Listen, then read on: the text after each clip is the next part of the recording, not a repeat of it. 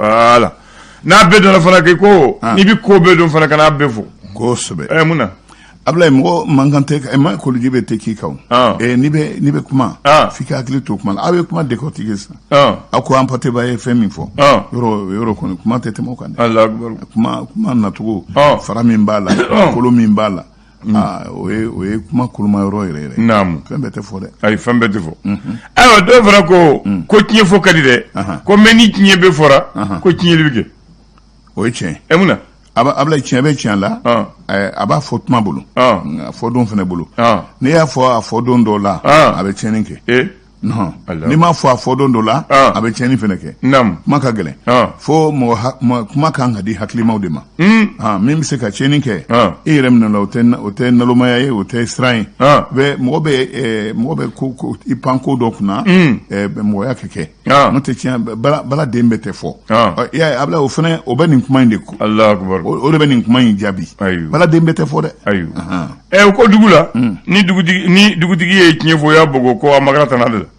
a ye mun ko ni dugutigi ye tiɲɛ fɔ a bɔgɔrɔ kama ko i b'a sɔrɔ a ye tana de fɔ a banna a banna yɛrɛ cogo di Ablaye ɲɛmɔgɔya fɛnɛ yɛrɛminɛ don koyi k'i hakili to la ɲɛmɔgɔ i man kan tɛ ka kɛ bɛɛ fɔ ye dɛ i man ka bɛɛ kɛ wa i man k'i se bɛɛ yira sununkun de y'i ye nka n'i donna tana la n'i gosira i b'a sɔrɔ i donna jama de tana la ko ni dugutigi bɔra tiɲɛ fɔli kama ko a magara tana la i n'a sɔrɔ o tiɲɛ min fɔlen nin o de man kan tɛ ka fɔ Ablaye i ka kuma fɔlɔ dɛ i ɲininka min na dɛ nin yɔrɔ de ye nin ye ko dɔ tiɲɛ bɛ yen siran tɛ i b'i yɛrɛ minɛ a kɔlɔlɔ min b'a la i bɛ siran o ɲɛ adamaden kan ka siran koyi kuma de man ɲi kuma tiɲɛ la kuma man ɲi ani kuma y'an ka dabila i m'a ye si bɛ kuma la n'a fɔ Ablaye o yɛrɛ de o ye kuma cɛjuguba de adamaden n'i hakili tor'o la si bɛ kuma la n'a fɔbaga e b'a fɔ bi san ba yirika kuma in bɛ segin aw ma bamanan y'o fɔ dɛ ko si bɛ kuma la n'a fɔbaga i t'a dɔn i tɛ se kuma la fo ni kuma y'i sara don min na ni i mun ko i t'a dɔn i tɛ se kuma la fo ni kuma y'i sara subhanallah Ablaye kuma ma n'i sara i mago sara o an ka jamana kɔnɔ yan nɔ hakilinajigin don n tɛna mɔgɔ tɔgɔ fɔ nka a ma fɔ yan nɔ ko bɛɛ b'i ba bolo ni tɛ kuma kɔrɔ hali n'i ye dɔnkili kɔrɔ minnu tɛ an tilela dɔnkiliw ye bɛɛ b'i ba bolo bɛ fɔ dɔnkiliw la nka a kɔrɔ de b'a la nka o kɛra kuma ye yan fo a tigi yɛrɛ wala fo ka hinɛ don mɔgɔ fo a tigi nimisara mun n'a y'a fɔ ko i m'a ye sa ko ne ka kuma yɛlɛmara n bolo dɛ y'a ye kuma ye sabani kɛ o don bisimila karamɔgɔ ne ka Abdoulaye an b'an ka awuzu bilahi mina shaitanir rajim bismillahir rahmanir rahim bi alamisa ye bi juillet kalo tile fɔlɔ ye san 2021 Ablaye an sera hɛrɛ la ala k'an tile hɛrɛ la gafew b'an bolo ni gafew b'an b'a daminɛ info matin information ɲuman b'a la bi awa min b'a la yɔrɔ Mali t'a yɛrɛ bolo tuguni Bakari ye nin fɔ ne da fɔ Bakari aw ka kuma yɛrɛ bɛɛ kɛra o ye bi Mali t'a yɛrɛ bolo tuguni o la sa ɲɛnsɛnɛ tɔnba a ka bolofara min ɲɛsinnen bɛ lakana kuma ma a y'a kantigɛ da yira dɛ a ko MINUSMA olu tun kan ka tila baara la an fɛ yan k'u na to yan nɔ tuguni san kelen o na fara u ka baara kan nakun min b'u la yɛlɛma donna nakun in na u t'u sigi tuguni ka filɛli kɛ u kan ka min kɛ ka da ka biɲɛ ka k'u kan u fana ka n'u sigi k'u bolo fila da u sen kan ɔ mana bɔ yen min ye Assemblée Générale ye CIP G5 Sahel Mali bɛ a tako filanan a sigili filanan Mali bɛna bisimilali kɛ anw fɛ yan n'i ye jate yɛrɛ minɛ nin waati na Ablaye nin de ye kuma koloma yɔrɔ yɛrɛ ye ANPP ale kɔni y'a yɛrɛ k'a fɔ Bandaw ni Mokhtar Wane u sago t'u yɛrɛ la u ye bolola nka u tɛ kaso la nka Ablaye minnu salo o balilen don nin waati gɛlɛma in na AMPP ale ko o tɛ ko ɲuman ye ko ninnu ma sonyali kɛ wa k'u kan ka kɛ yɛrɛma hɔrɔn ye n'u tɛgɛ bɔra baara la o man kan tɛ ka u lasigi so kɔnɔ u ye ka kɛnɛmala ɲininkali kɛ les échos b'a fɔ welewele écho welewele kuma na nin waati na jantigɛli kɛra k'a fɔ comité de suivi de l'accord n'o ye CSA cɛbaw ye ko min ye accord kuma in ye a kɔnɔ kuma minnu dibilen don bɛnkan ka k'a kuma kan ko u bɛ sɛnsɛn min na sigili a bɛ ko ŋaniya fila tɛ maa si la a kɔnɔmaw cɛ ma min ye min tɛ jamana jɔli kuma ye min tɛ accord a kɛli ye ka anw sɛnsɛn ka don Mali ka nɔgɔyaw la Ablaye min dokɔlidenw ka ɲɔgɔndan in sa ECHO ka kuma la a ko labɛnw bɛ sen na AEBRD olu fɛ o la sa Académie d'enseignement Bamako rive droite ale kɔni ye ale ye baara kɛ ka kɔn bɛɛ lajɛlen ye yani ɲɔgɔndan ninnu ka kɛ san yɛlɛma ɲɔgɔndanw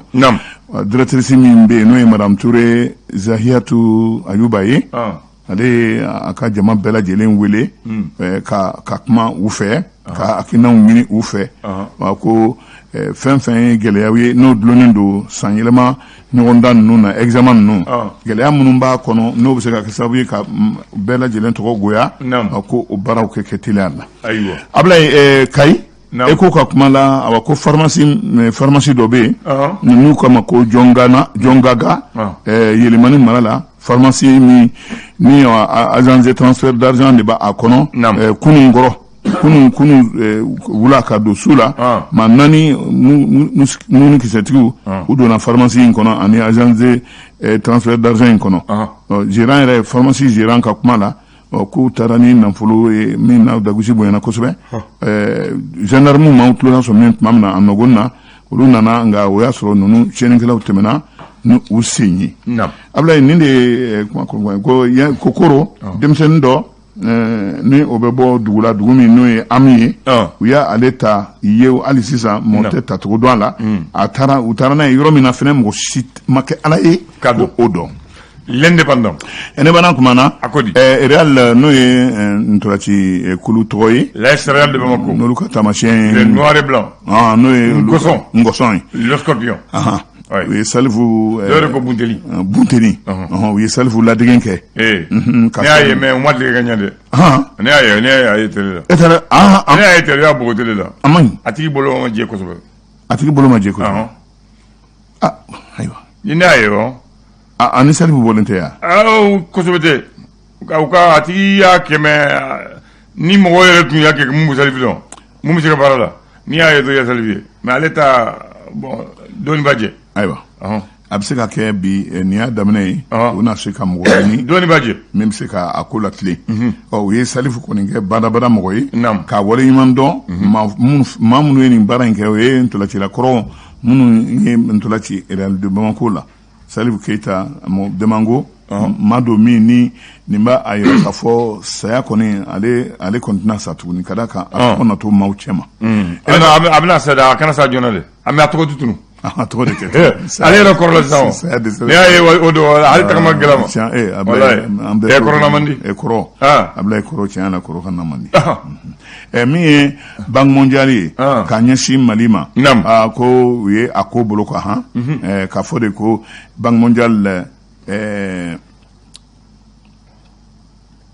k'a fɔ de ko Banque mondiale k'a fɔ de Banque mondiale kɛlen k'i yɛrɛ minɛ anw na an tɛ nafolo ta yen tuguni o ko n'o tora sen na a ma ɲi ministre min ɲɛsinnen bɛ nafoloko ma ale kɔni ye Banque mondiale ninnu kumaɲɔgɔnyali daminɛ min bɛ se k'a to u ka sigi u kɔ Mali ka se ka nafolo ta a kɔnɔ i n'a fɔ laadalako la a kan ka kɛ cogo min na ka dɔɔni bila jiba la yanni jiba ka ja Ablaye min ye énergie du Mali ye sa énergie du Mali CFA wari miliyari 8 a n'a kunkanfɛ BOAD o tɔgɔ la ale de y'o di Mali ma min bɛ se k'a to a bɛ se k'a ka yelenko a bɛ se k'a sabati yelenko kana kɛ negela ye maa si bolo min bɛ dɛsɛ o ka kɛ Ala kama o kana dun ayiwa ka don machine na ayiwa indépendant kelen ka kuma na transition cɛba ani ministre ɲɛma an y'o kuma fɔ MP ale ye min fɔ o kuma la ayiwa l'indicateur de nouveau indicateur docteur Bukari Tireta a ko wale foyi tɛ se ka boloda cɛmancɛ fanga ɲɛmaaw fɛ min bɛ se ka na an bila don makɔnɔ na makɔnɔ min ni o bɛ tɛmɛ don bolodalen yɛrɛ kan k'a fɔ transition kan ka ban nin na wa yan'a kɛ fori nin baara kan ka kɛ nin baara ka kan kɛ ko dalu foyi tɛ ni mɔgɔ bɛ se k'o fɔ olu ɲɛna n'u u bɛ se ka don hakili fɛ walima u bɛ jɛn n'a ye o de kuma ye fo ni jamanaden sɔnna o bɛ kɛ dalilu ye ayiwa o bɛ faamuya Ablaye tribunal min bɛ commune 4 la u y'a jira k'a fɔ diplôme tigiw caman de b'an ka jamana kɔnɔ bi Ablaye diplôme baden de b'u bolo olu gɛlɛnbaw nka ko diplôme ninnu sɔrɔcogo a jɛlen tɛ dɛ tribunal bɛ taama la o ma u nɔfɛ a kɛlen bɛ ka tutuciw k'u nɔfɛ jɔn ɲɛmisɛn min bɛ se k'a to olu fura nab'olu ka woro k'ale ja sɔrɔ cogo min na woro ɲɛma cogo min na n'a ka di n'a man ɲi ayiwa n'a sɔrɔ a tigi bɛ jɔyɔrɔ la ka ban don n'a jigi bɛ jɔyɔrɔ la o de ye ko gɛlɛman yɔrɔ dɛ mais biɲɛkɛlaɲina sen bɛ biɲɛ kan o yɛrɛ tiɲɛ la o ko man nɔgɔn ayiwa min ye maaw ka sarako ye l'école karamɔgɔ minnu bɛ collectivitéw la minnu ni a kɛra olu la ni olu de sigila a maɲumako kɔnɔ bi o de y'a jira k'a fɔ minnu a ko bɛ minnu bolo Ablaye a ɲɛnabɔ a bɛ tɛmɛ minnu fɛ olu ŋaniya man ɲi olu ka lahala la a tɛna ɲɛnabɔ dɛ a ma nɔgɔ dɔgɔkun tile soleil hebdo a kumana o de tɛ dɔgɔkun tile awɔ min ye jamana yɔrɔ Mali bɛ sɛnsɛn na ka taa lafiya ɲinini na an bɛ o de la bi aw yɛrɛ ka kuma bolila kan foyi tɛ se ka ɲɛnabɔ ka to basigibaliya kɔnɔna na Choguel kɔni a yɛrɛ kɔni a ŋaniya ye bi accord d'Alger a kuma n'a fɔra ko k'a ta ka a waleya a man ɲi ko don dɔ nimisa b'a la ko ka da ka tilali don min ye sigili ye a tɛ fɔ maa si kɔ bɛɛ lajɛlen fɛ ko kɛ ɲini a la a tɛ fɔ maa si kɔ Ablaye minnu ne a kɛra olu ɲɛna a ma kɛ minnu ɲɛna o minnu ni a ko b'olu ni kan bi bɛɛ lajɛlen kɛ jɛ ka baara in kɛ ɲɔgɔn fɛ hakilina kɛ kelen ye segin kɛ ka a kuma dɔw kan minnu ye ko dibilenw ye minnu ni minnu bɔda tɛ Mali bolo minnu na olu kɛ bɔ a la o de ye kuma yɛrɛ ye. Le Challenger kumana a ko di lieutenant colonel Abdoulaye Mega ministre min sinen bɛ marako ma an fɛ yan a y'a jira k'a fɔ ko olu kɔni bɛ yɔrɔ min na bi karata ninnu a labɛnni k'olu y'olu ŋaniya yɛrɛ de ko wa ko u yɛrɛ tigɛlan dɔ a kan n'u ye karata in labɛn ko a bɛ kɛ bɛɛ fɛ ko ye maa si tɛna sɔrɔ min bɛ wulikajɔ kɛ k'a fɔ k'a bɛ fiɲɛ ye a la a bɛ kɛ bɛɛ fɛ ko ye ŋaniya ko ka kɛ wale kɛ min ye direction générale de la protection civile colonel major Seydou Doumbia u y'a wuli ka mɔgɔ wɛrɛ bila an nɔ la ko a kun kɔrɔtalen taara dɛ k'a ye baara kɛ ko a ye baara bila yɔrɔ min na min nana Ala k'Ala minnu ni duwawu ye dɛ n'o tɛ Seydou ye baara kɛ dɛ kabako fɔlen ye burama kabako kumana ko nin ye binganiko ye Wɛnzɛndugu Ablaye min bɛ maa dabari ban ko ka d'a kan ninnu filɛ nin ka kɛlɛ bakɔrɔnin kelen pe dɔrɔn de nɔfɛ a taara laban mun ma kelen de filɛ nin ka dɔ kun tigɛ ka bɔ a kanda la ni bakɔrɔnin kelen nɔfɛ ni bɛ se i kɔni ni chambre de passe dɔ ye ni o ye sifinso dɔ ye min kɛyɔrɔ dɔ n'u k'a ma Bartuguna maakɔrɔba dɔ bɛ taa dɛ Ablaye denmisɛnnin yɛrɛ bɛ taa tuguni Ablaye kuma man a bɛɛ ye maakɔrɔba a ko u y'a da la sifinso Kalabankura kamalen dɔ san 42 ale de tora ani sunkurunin dɔ ye ɲɔgɔn ta maaw ka hakɛ to wa u tora o tulonkɛ la ale ni tigɛra ka bin ko nka dɔgɔtɔrɔw ka sɛgɛsɛgɛli yɛrɛ ma gosilida t'a la murunɔ t'a la ko nka jeli taara ka taa sɛgɛsɛgɛ k'a fɔ ko Viagra cɛya fura a y'o de ta san 42 ale ye min ta dan tɛmɛna kojugu ko overdose o de kɛra sababu yɛrɛ ka a ni tigɛ ka dusukun cun a kɔnɔ mais a ma cun yɔrɔ ɲuman na dɛ a ma cun yɔrɔ ɲuman na Ablaye ale yɛrɛ ye Bamakɔka ye muso b'a bolo ko hali muso yɛrɛ tɔgɔ tɛna fɔ ko hali muso yɛrɛ lajɔlen don nin waati in na ko nka tɔgɔ fɔ t'a la Ablaye nin de ye kabako ye yanni waati dɔ cɛ amina yarabi a'udhu billahi minash shaitanir rajim Ablaye nin de kɔni ye diɲɛ dɛ ayiwa bon mɔgɔ kan ka waaju o la adamaden k'a k'i hakili to a ye mɔgɔ ka waaju bon ɲininkali kɛ ne Bakary kan k'i ɲininka ko yanni Sefa ka na aw tun bɛ mun de dun tiɲɛ la